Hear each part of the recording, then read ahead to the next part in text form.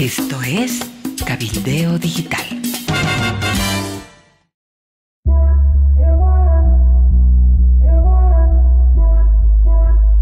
Usted está escuchando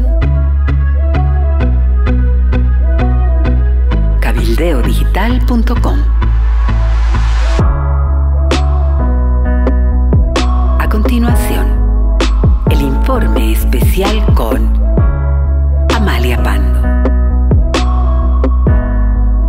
Hola, ¿qué tal? Les habla Amalia Pando y en este domingo de elecciones les traigo una historia con muchos actores: Podemos, Camacho y la lucha que se avecina.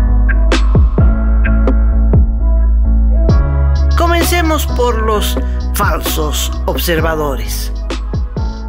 Le cuento que una numerosa delegación internacional de seguidores de Evo Morales está llegando a Bolivia para denunciar un falso fraude en caso de que el MAS pierda las elecciones. La palabra de estos vedores no será oficial, pero servirá para justificar la asonada que preparan. Entre ellos figuran 4 militantes de Podemos, el partido español que nació con plata de Hugo Chávez y Evo Morales y que ahora cogobierna España junto al Partido Socialista Español, el PSOE. $1.800.000.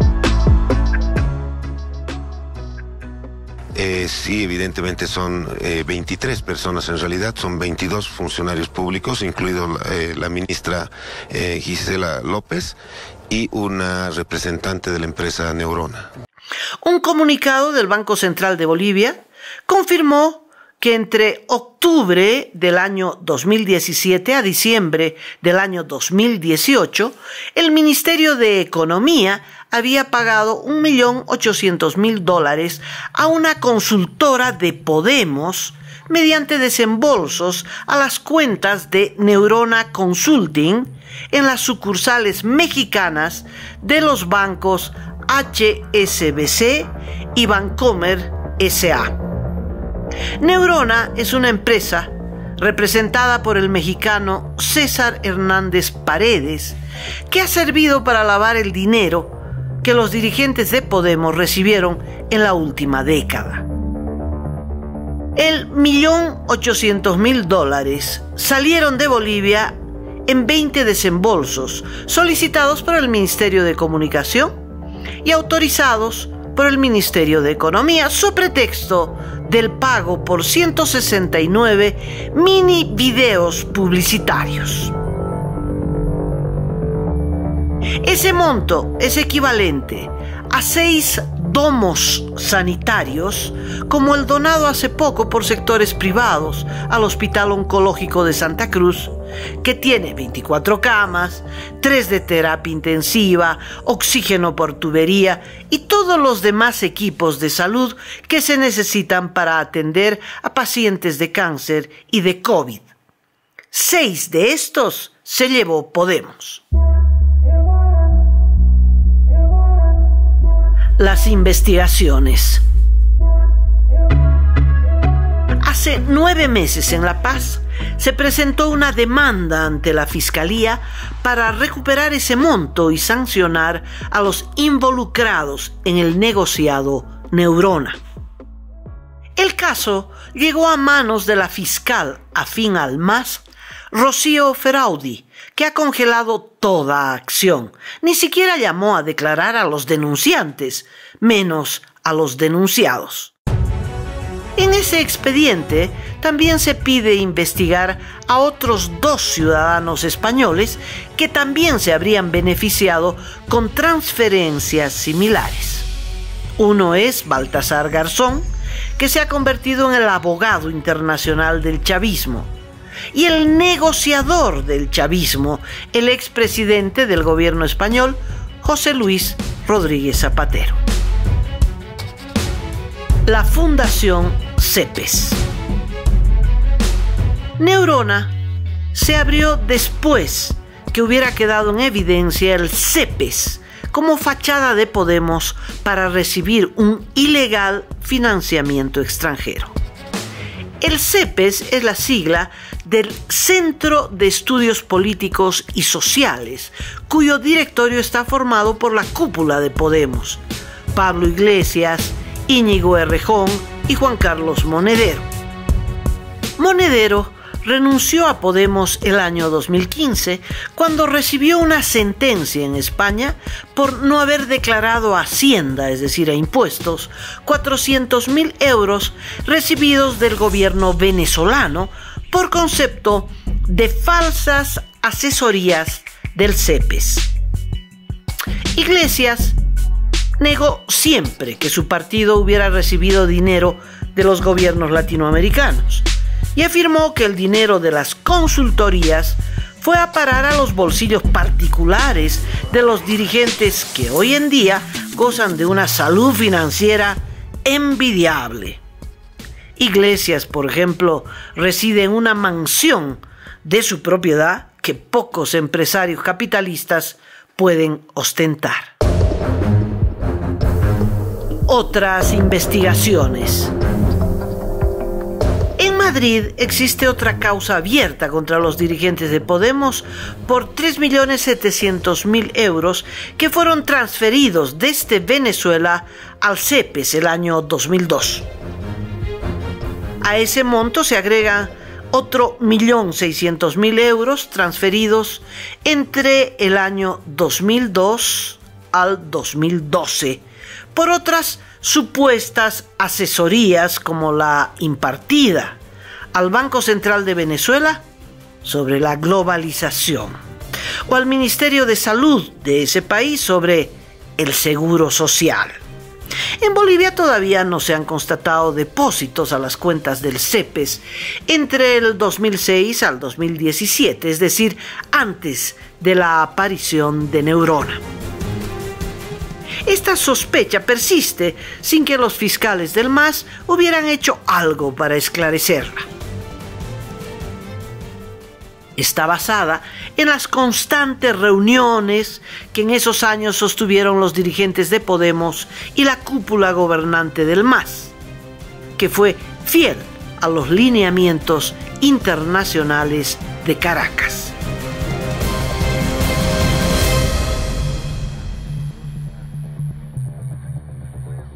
Chávez y el narcotráfico.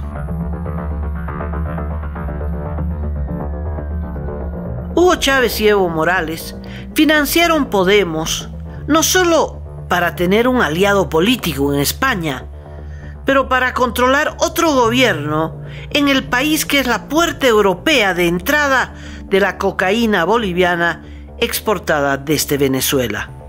El coronel Germán Cardona había denunciado el año 2015 las transferencias a Podemos a través del CEPES y los vuelos con cargamentos de cocaína en aviones de la FAB.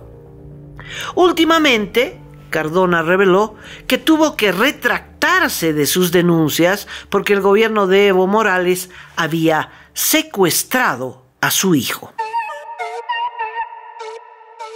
El Foro de São Paulo.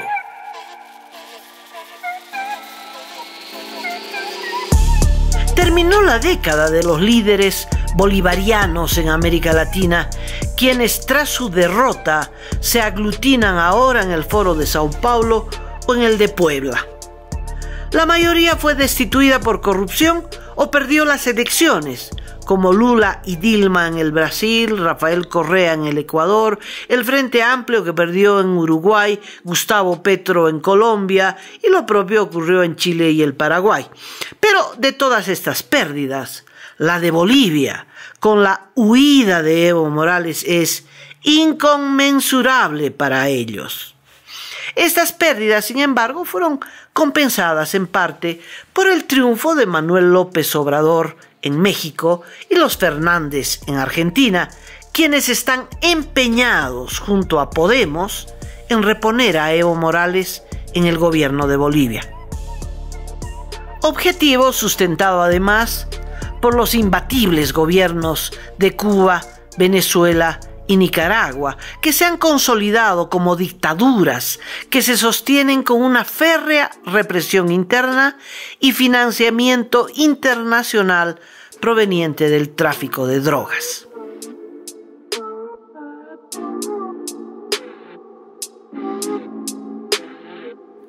Antes y después de los GEOs.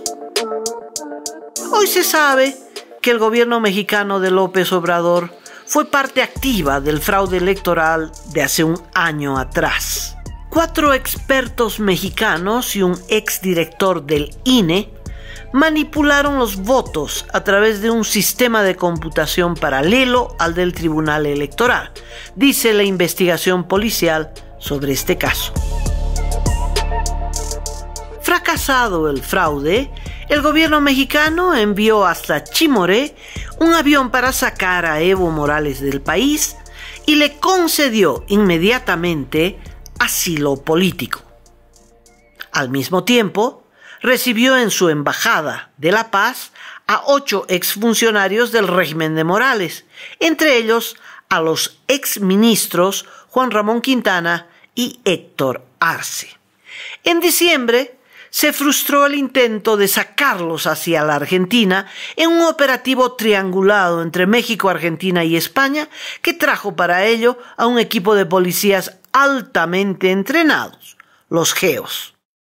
Desde entonces han hecho todo para desacreditar al gobierno transitorio de Bolivia y poner en duda la imparcialidad de las elecciones de este domingo. En caso de perder o tener que ir a una segunda vuelta, apoyarán la asonada que prepara Evo Morales para retornar por la fuerza al gobierno de Bolivia. El factor Camacho. Se entiende que la asonada es el plan B. Primero se proponen ganar en las urnas y el único modo es dividiendo los votos de la otra orilla. Camacho, de gran opositor a Evo Morales, ha pasado a ser su mejor aliado. Fue rodeado por agentes de Evo para promover su candidatura. Es una táctica usada hace mucho en Venezuela. El año pasado, el MAS promovió a Chi, el coreano que condecoró en su propia universidad a Evo Morales, y que tiene de acompañante de fórmula a una cubana, pareja del ex jefe de la campaña electoral del MAS, Hugo Moldis. Pero para este 2020, Chi ya era insuficiente, por lo que apuntaron a Camacho como el más eficiente depredador de los votos de Mesa, quien finalmente es el único obstáculo para el regreso de Evo. La Troika Visible y el MNR. Ya en diciembre pasado, sorprendió la persistente aparición de una candidata del MAS, Nadia Beller, con el entonces ministro de la Presidencia, Jerjes Justiniano, de quien se sabía estaba vinculado al MAS y además es socio del exministro de Gobierno del régimen de Evo Morales, el señor Jorge Pérez. Sin embargo, el masista Justiniano, que fue nombrado por Camacho como el abogado del Comité Cívico Pro Santa Cruz, apareció como el operador político de Camacho, y en esa condición fue nombrado ministro de la Presidencia del nuevo gobierno transitorio. Camacho, junto a Pumari, también hicieron apariciones públicas junto a Nadia Beller. La segunda ficha importante del MAS en las filas de Creemos es su propio jefe de campaña, Walter Chávez, quien retornó de su exilio en la Argentina con el compromiso de cooperar con el MAS o atenerse a las consecuencias de ser deportado al Perú. Y la tercera ficha, que podría ser proclive al MAS en Creemos, es la candidata a primera senadora por Santa Cruz, Sentarrec. El periodista Carlos Valverde dio a conocer en las últimas horas que estaba en curso una negociación que se desarrolló en el Urubó, en la casa de Martín Dockweiler, hermano de César Dockweiler, el masista que manejó el teleférico en La Paz. En esa reunión, el MAS le habría ofrecido a Creemos la presidencia del Senado a través de Centarrec, que tiempo atrás colaboró con el MAS. Por Creemos habrían estado en esa negociación dos viejos dirigentes del MNR, Juan Carlos Durán y Freddy Teodovich, quienes fueron ministros de Goni Sánchez de Lozada y tienen una vendetta pendiente con Carlos Mesa por los sucesos del año 2003. Ambos, Durán y Teodovich, junto a Carlos Sánchez Berzaín, quien también trabaja en la campaña de Camacho, son los más interesados en concertar un acuerdo con el MAS, cuyo único objetivo es impedir el triunfo de Mesa, sin que les importe sacrificar la democracia y al propio Camacho, que no sobrevivirá a semejante traición. Por su parte, el MAS quiere impedir que Camacho decline su candidatura. Camacho dividirá los votos opositores y le dará a Evo Morales su pasaje de retorno. Pero, si a pesar de la división Carlos Mesa gana en las urnas, entonces el MAS denunciará un falso fraude basados en los informes, entre comillas, de veedores como los 4 de Podemos, a quienes, según advertencia del ministro Murillo, no se les permitirá actividades de agitación política. En las urnas y en las calles.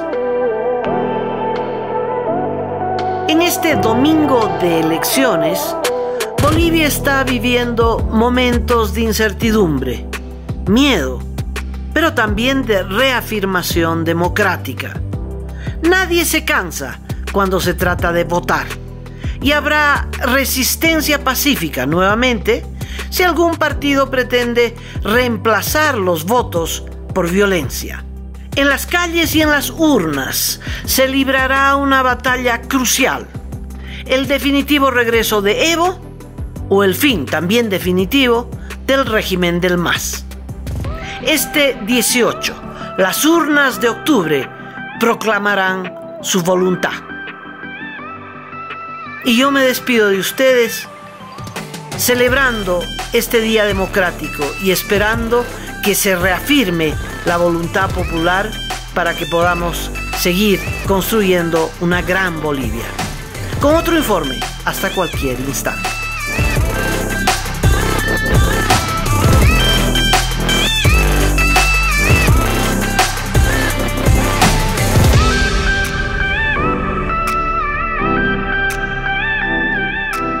Ha sido una producción de Cabildeo Digital. Puede visitarnos en YouTube, Facebook, Amalia Pando Cabildeo y en la web cabildeodigital.com.